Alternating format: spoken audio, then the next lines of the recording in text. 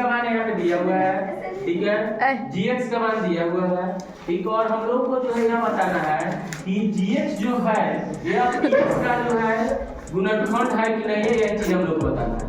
माने यहाँ पे हम लोग को यह बताना है कि gx जो है यह px का गुणनखंड है कि नहीं, यही चीज हम लोग को जो है बताना है। ये बात समझ में आया?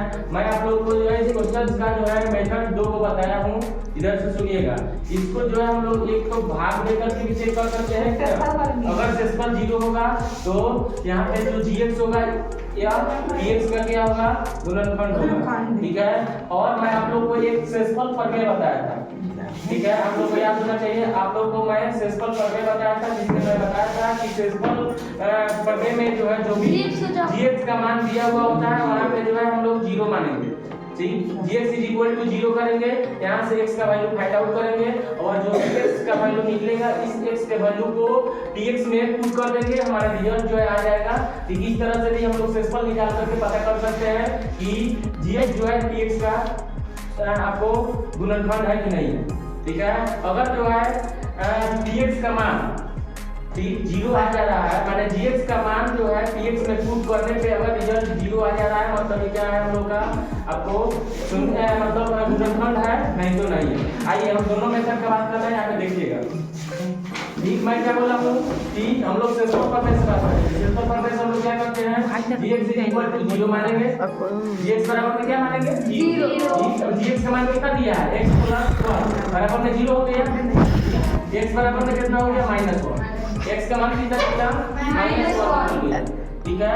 अब इस x के मान को जो है हम लोग px के मान में क्या करेंगे, पुट करेंगे, ठीक है। x की जगह पे -1 = ठीक है 2 x की जगह पे -1 का क्यूब -1 का स्क्वायर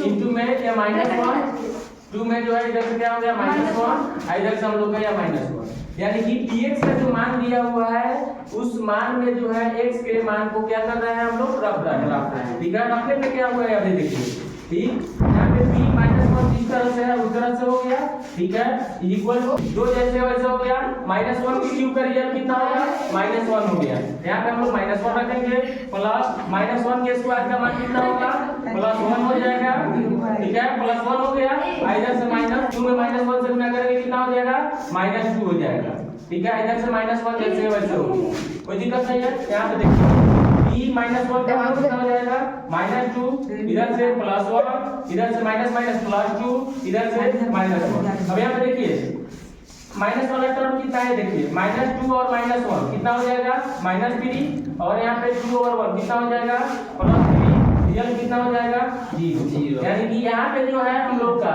p -1 का मान कितना आएगा 0, p -1 का मान कितना आएगा 0, यानी कि यहाँ पे p -1 का मान अगर 0 आ जा रहा है, इसका मतलब क्या है, जो px दिया हुआ है यह px क्या है, गुणनखंड है। ये बात समझ में आया? इस तरह से हम लोग बना सकते हैं, सबसे आसान तरीका यह है, ठीक है।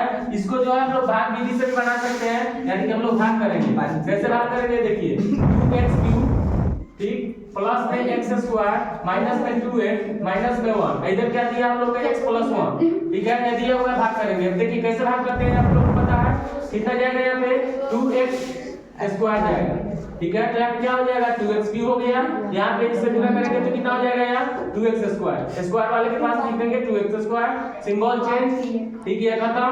यहाँ पे x² में से 2x² जाएगा, यानी कि माइनस में कितना हो जाएगा x², यानी कि x² में से 2x² को घटाएंगे तो कितना हो जाएगा -x² -2x -1।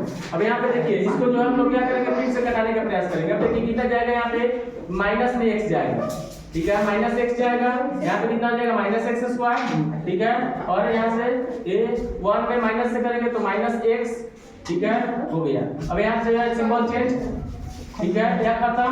उसके बाद में जो है यहाँ पे 2x में से x को मैंने 2x माइनस में है, x प्लस में है, घटेगा तो कितना हो जाएगा -x, और यहाँ से ठीक है, यहाँ पे जो है कितना जाएगा, यहाँ पे -1 जाएगा, ठीक, तो -x यह हो गया, ठीक, और ये कितना हो जाएगा plus minus -1, symbol change, plus plus, खत्म 0। यहाँ पे विशेषफल कितना आया 0, यहाँ पे विशेषफल कितना आया 0, यानी कि यहाँ पे जब शेषफल 0 आ गया, इसका मतलब क्या है कि जो gx का मान दिया हुआ है यह px का क्या है, एक गुणनखंड है। ठीक है, आप दोनों मेथड से बना सकते हो। इसको हम लोग, इस मेथड को हम लोग क्या बोलते हैं, शेषफल प्रमेय।